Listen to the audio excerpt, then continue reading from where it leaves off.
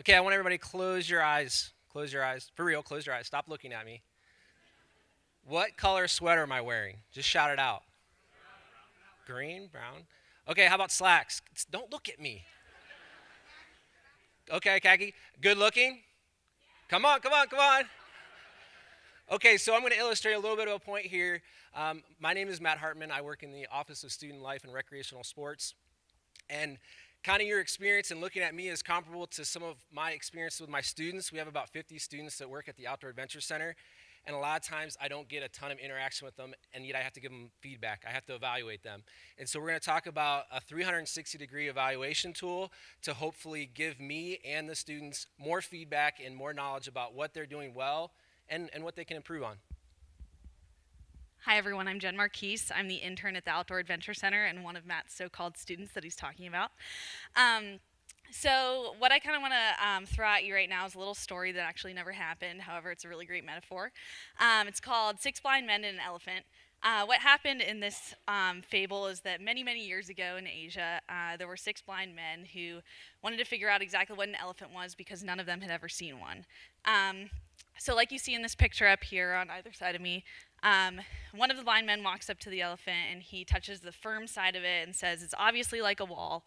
The second one approaches the elephant and touches the trunk and says, "I don't know what you're talking about. This is clearly like a snake." The third one touches the ear and he says, "I'm going to resolve this dispute. It's obviously like a fan." The fourth one touches the leg and says it's like a tree, and so on and so forth.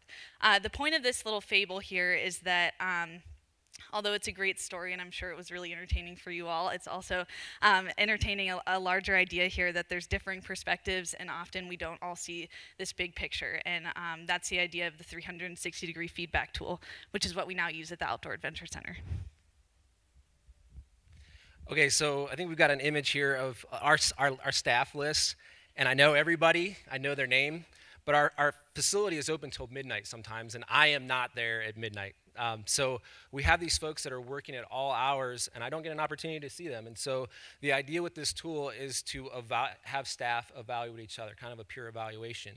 From my previous institution, we had this really fancy tool from Campus Labs that was awesome. It was essentially a rubric. We could dump in the information that we want to evaluate people on, and it would spit out really great analytics and comments that staff would write. When I got here, we probably have an awesome tool, and my folks are probably like, "Why didn't you talk to us? We have something just like that." But I didn't have the time. We wanted to do this really quickly, so we looked at Google Docs, and we made up an evaluation tool that was really easy for our staff to find and to evaluate each other. And then also evaluate me. So instead of a constant top-down evaluation process, this became much more of a 360-degree evaluation that I think gives a lot more full and contextual feedback to not only our staff, but to me and the job that I'm doing as assistant director. All right, so I'm going to talk a little about the advantages of the system from a student's perspective, like my own.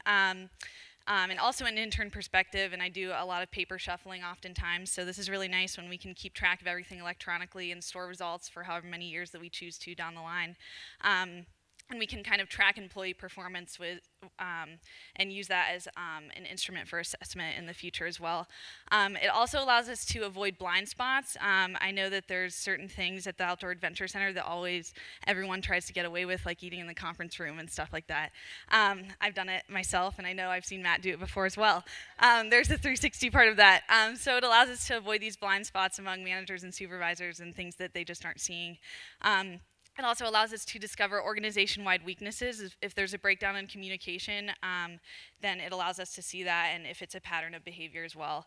It also sends a message to employees that their opinion is valued, and that feedback that they're offering to their peers and to their supervisors is valued as well, and that's possibly the hardest ideal to maintain in a large bureaucracy such as the Ohio State University.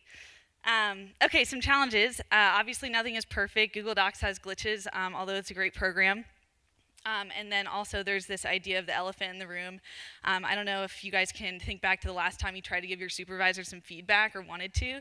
That's never easy. I know that Matt always uses my bowl and spoon to eat his breakfast in the morning that I brought to the OAC to use my own, so he hasn't heard that yet, but it really bothers me. Just kidding, it doesn't.